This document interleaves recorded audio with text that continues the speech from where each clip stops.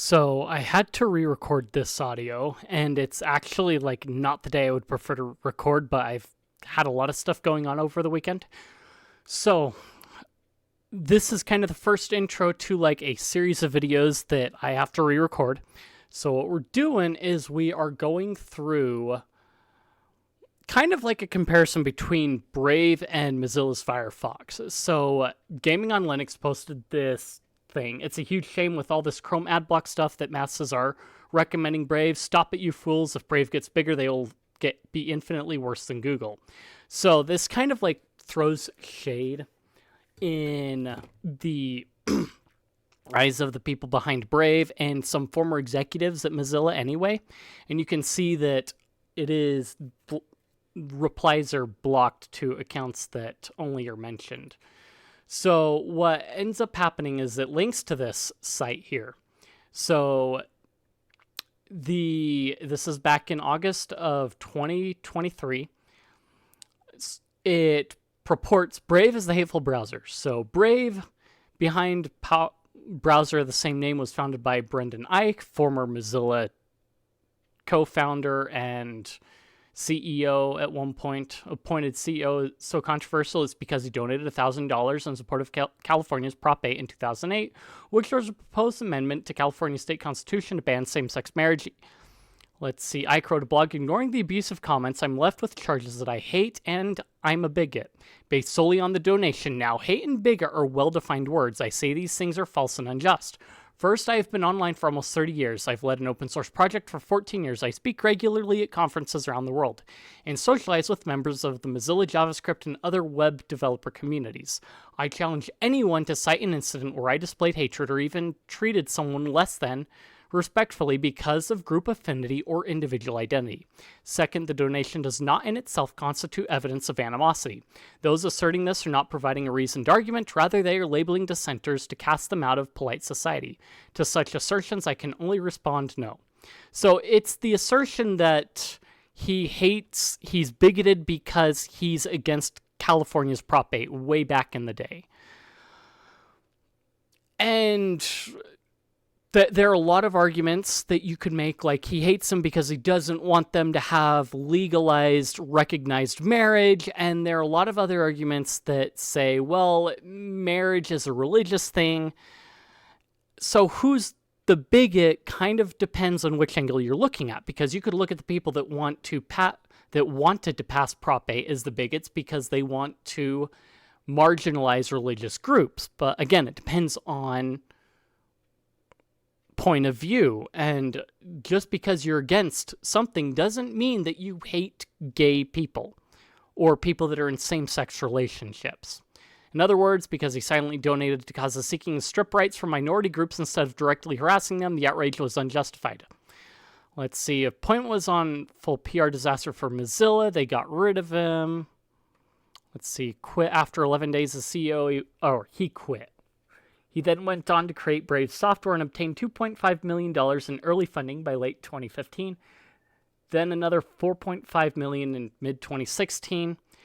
Let's see, he's one of those early investors, was Founders Fund, which is operated by Peter Thiel. He's a billionaire who bankrolled Hulk Hogan's lawsuit against Gawker Media, which caused the site and its parent company to shut down because a Gawker article previously outed him as gay. He's also a regular campaign donor to far-right political candidates and keeps funding libertarian seasteading ships designed to function as independent cities in international waters, all of which have failed miserably.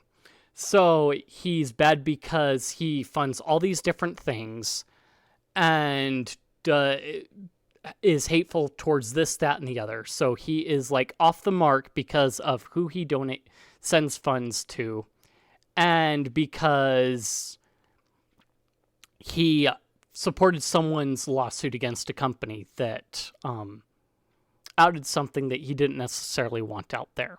Okay. I don't see what that has to do with the browser itself being hateful. So, and how that because as far as I can tell, gays are not kept from using Brave, nor is anyone else that way. And just because you fund failed ventures doesn't mean that you're bad. A lot of people fund failed ventures and then end up later on down the road finding something that becomes successful that they fund. So next is the ad experiments. Targeted advertisements can be incredibly damaging to the online privacy because most of them rely on ad networks. So this is kind of due to the ads. So Brave has ad blockers implemented, then put ads in to like your new tab screen, to pop-ups, notifications, and things like that. By default, Brave will insert ads only in a few standardized spaces. We find those spaces via Cloud Robot, so users don't have to suffer even a few canaries per screen size profile, which add delays in battery draining. We'll target ads based on browser side intent signals phrased in a standard vocabulary and without a persistent user ID or highly re-identifiable cookie. We hope our users will form a valuable enough audience that our browser-side anonymous targeting will get ads from the buy side organically. We don't want to play games. So it's kind of we're blocking ads, but we're allowing ads through. And for those ads, there was the basic attention token that was implemented, so you got a little bit of something from the ad network. Brave's plan was to remove most of the third-party advertisements in a page, create its own ad units based on data collected by the web browser itself, and then split the revenue with publishers. Brave said that it was originally aiming for at least 55% of the money to go to the publisher, with the eventual goal of giving 70% revenue to the publisher. The web browser user would also receive a cut. So, of course, that's the basic attention token, and then Brave software calling the ad replacements.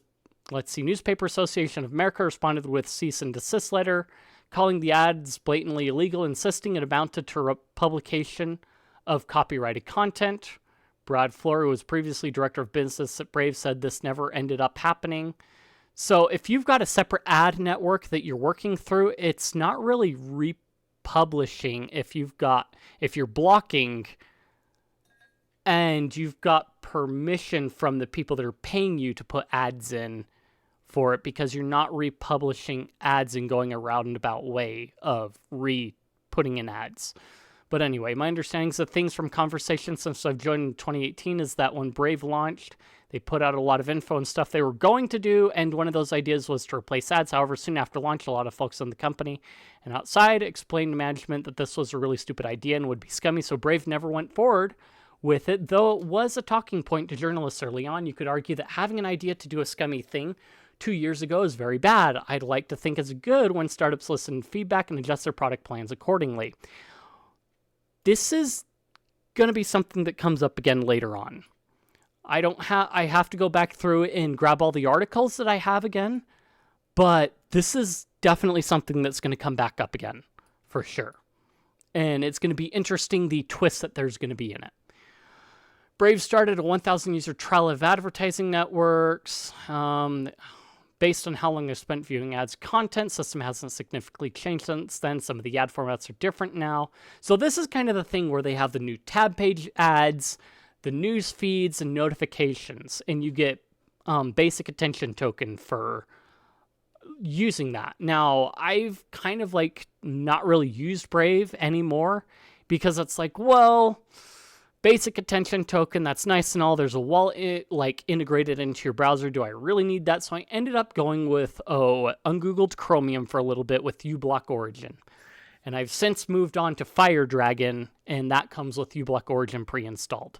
But you got a little bit of crypto for your attention from the ads network. And you can even turn off all the ads and all the other things too, and just enjoy the ad blocking, really. So you're not limited to, or you're not stuck with being forced to see ads. You can turn all of those off. It's not forced upon you. So now we get into everything else. Was built around crypto ecosystem. Let's see. Past years revealed how most of the ecosystem was built on overvalued startups, hype, and outright scams. Let's see, starting with version 126, Brave Browser promoted the FTX crypto exchange with a widget on the new tab page, asking users to connect their FTX accounts. So yeah, you've got Binance and a few other wallets that you could implement into the thing. Does it always mean that they were in on the scam or things like that?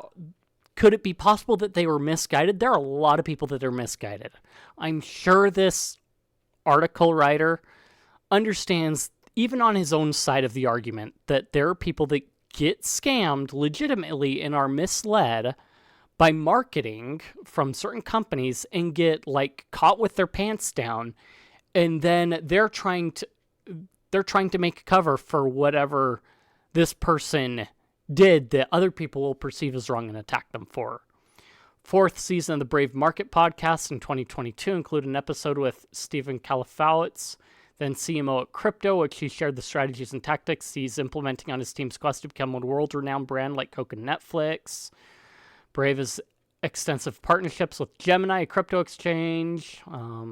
Brave partnered with the 3XP Web3 Gaming Expo to be the sponsor of the event's esports arena, and that token was used to reward tournament winners. Axios reported the event painted a bleak picture. So remember back in the day when when they used Bitcoin, early on in Bitcoin, they had Bitcoin as a reward in second and third places, 20 Bitcoin for second and third place, something like that,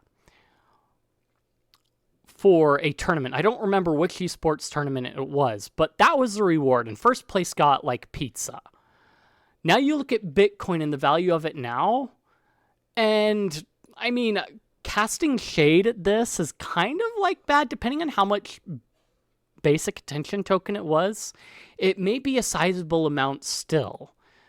And any crypto market is like stocks, pretty much. It's going to go up and down, except for Bitcoin, because it's backed by Pornhub, of course.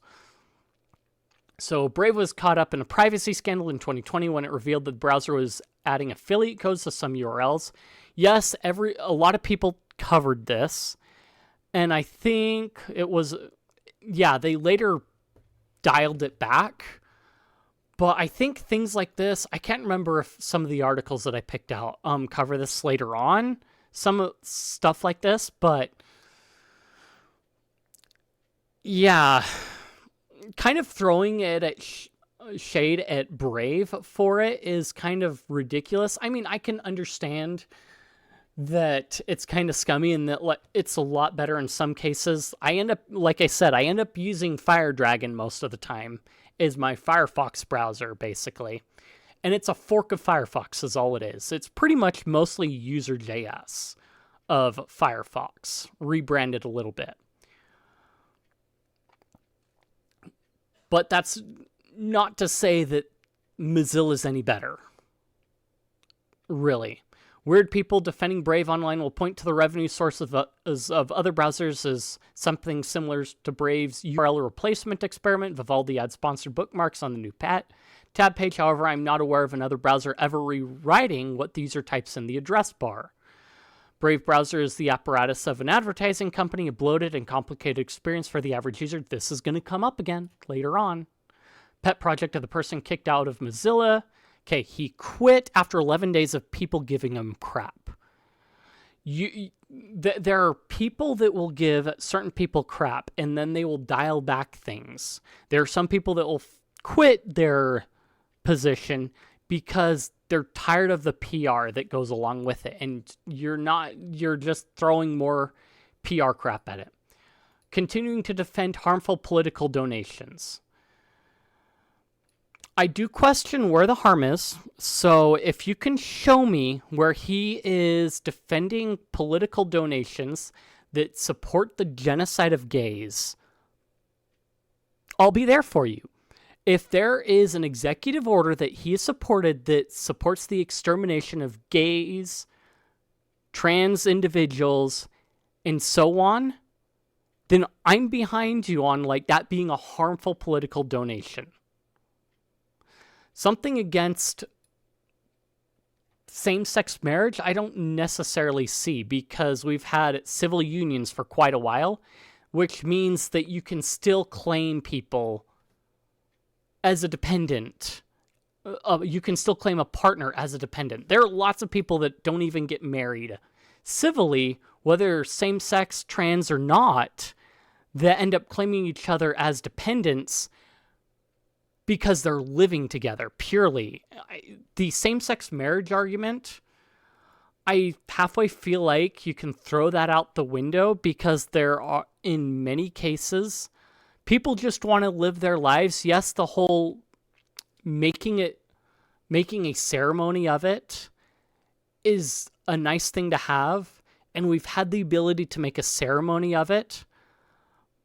But to say that it's harmful that the term marriage can't be applied to it, when half the time it's mostly for tax benefits that are already available, I don't know if that's necessarily a harmful political donation. So, next point is Mozilla's mission statement. The web is for everyone, our vision for the evolution of the web. Back in March 2022. The dates do come into importance for things later on. So I'm not going to be keeping track of dates, but I will try to point them out and remember to. So over the last 2 decades, despite its success and sometimes because of it, the web has real problems. People are routinely spied, advertisements. Mozilla believes the web should be for everyone, open, empowering, and safe.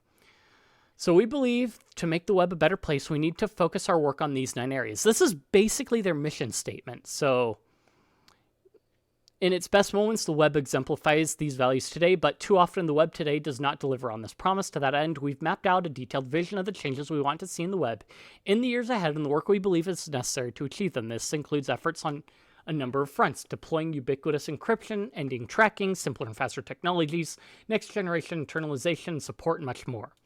So again, this is basically their mission statement for the web and what they're fighting for. All of this is really important for what's going to be laid out in future videos.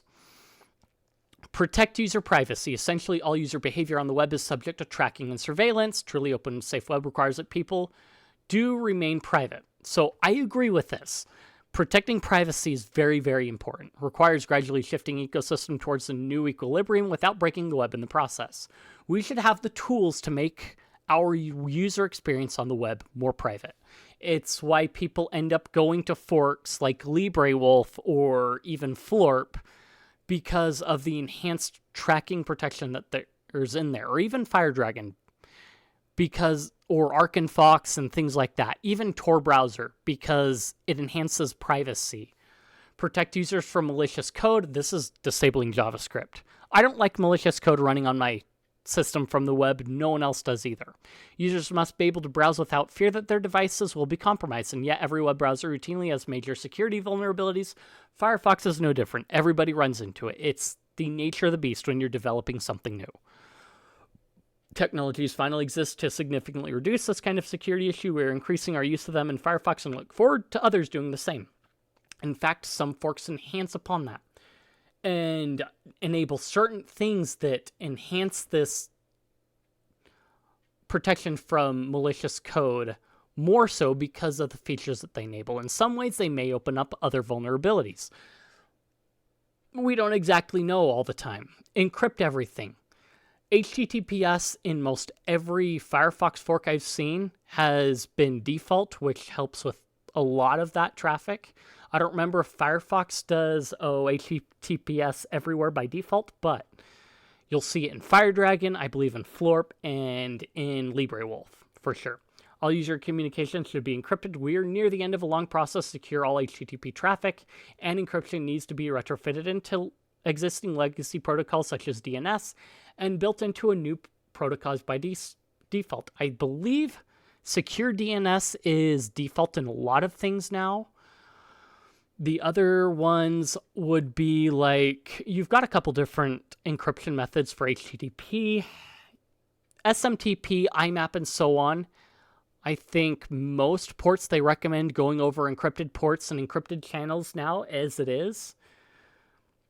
And a lot of applications, I think, do that by default now. So you've got that. Unless you're using like Gmail as your email, you're mostly okay. Maybe. Extend the web safely, new capabilities, make the web more powerful, but also create new risks. The value added by these new capabilities needs to be weighed against these risks. Some applications may ultimately not be well suited for web, and that's okay. This is true. Some things just probably aren't fit for the web. Like, maybe we could, like, remove porn from the web. But I don't believe in having a porn ban. I believe the culture should be set up so that nobody wants it. But anyway, there are a lot of ways we can extend the web, though. It's pretty cool. We've got decentralized social media. We've got decentralized chat systems. There are a lot of options. Some of these have been around for a long time, but there are new things coming up. We've got video that you share over now. You've got gaming that we've done for the last few decades over the internet. But there are a lot of more things that we have implemented into it, like AI tools and so on. There's always a risk, and by staying completely safe all the time, you risk not innovating. You should always try and find a way to make it so that it is safe, but don't let safety stifle innovation, is what I would say. Find a way to add in safeguards to make it safer, but don't let safety be the main thing that you're focusing on when extending things, because you end up creating crufty, bloated things because you want to keep everything safe, rather than focusing on innovating and then kind of in a safe sandbox environment figuring out, hey, how can we make this safer and harder and more secure? Make the web fast enough for any... Well, going back on that, we haven't completely fulfilled that because of social media. You look at all the dangers that come with social media, and that hasn't been completely safe for anyone. It's changed how we process things drastically. But anyway, make the web fast enough for any use. CNN is the bloat master of everything. Everybody uses CNN as their bloat test to see, hey, how fast is this browser? Can this browser support all these protocols? How good is my internet? Because CNN is so bloated. It's ridiculous. But anyway, while web browsers are much faster now than they were 5 years ago, we still see major performance issues. Fixing these requires making both browsers and infrastructure faster, and also making it easier and more attractive for people to build fast sites.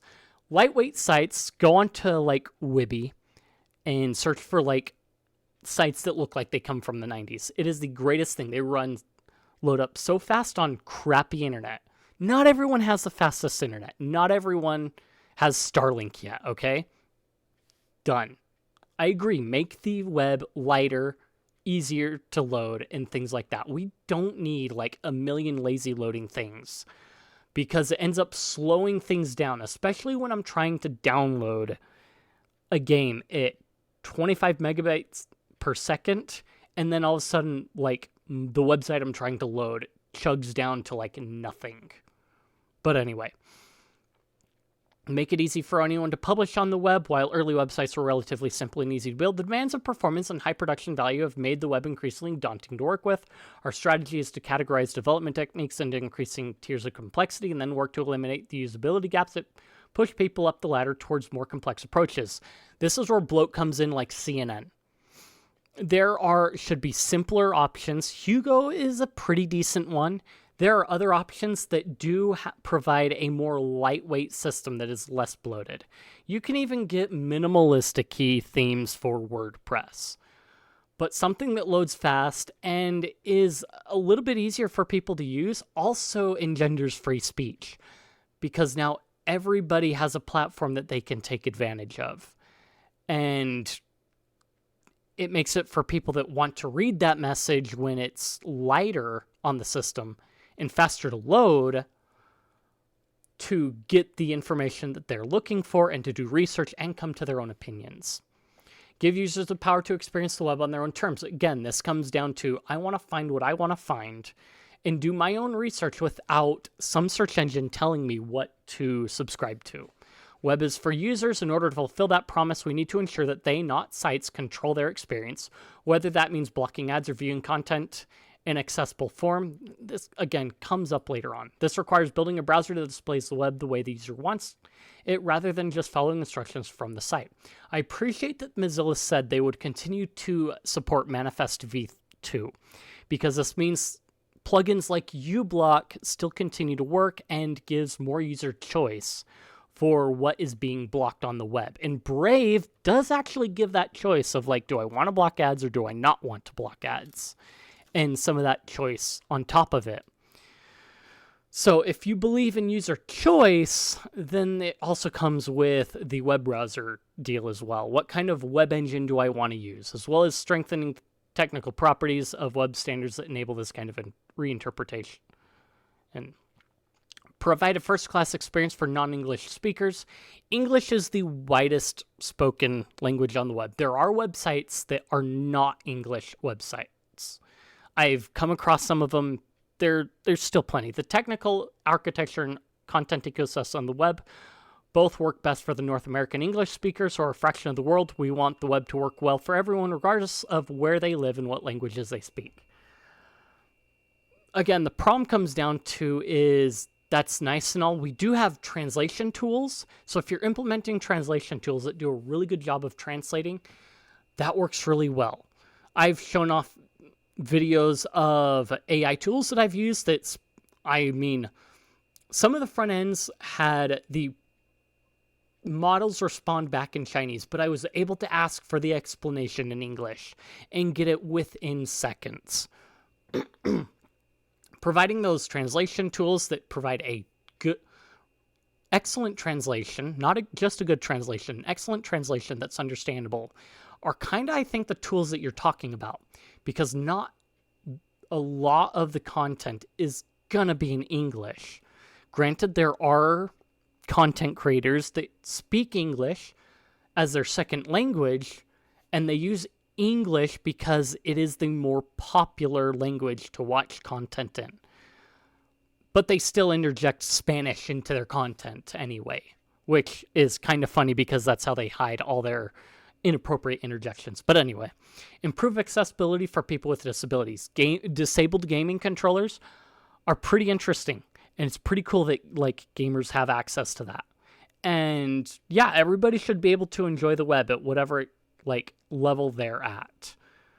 And I think in a lot of ways it's more accessible now than it was before. We've got voice control and things like that. We've had voice control for computers for quite a while. So implementing more assistive technology that can deal with that does help. I mean, the other thing I would look at is assistive technology for, I guess, in some ways of assisting people in controlling their experience, which is kind of up here earlier. But yeah, Ricky Berwick publishes on the web, so why not? Anyway, more videos to come, more articles. I will sift through and work things out. But again, this mission statement is going to be important, and the points made in this article are going to be important. So I'm not going to take notes. If you take notes, that's fine, and then we will cover more things on that, and mostly stuff that comes directly from Mozilla. So look forward to that, maybe. If you liked the content, if you enjoyed it, if you think I deserve it, comment, subscribe, leave any criticisms you have or what have you. I appreciate it. Feed that algorithm, like I said, and I will see you guys in the next one.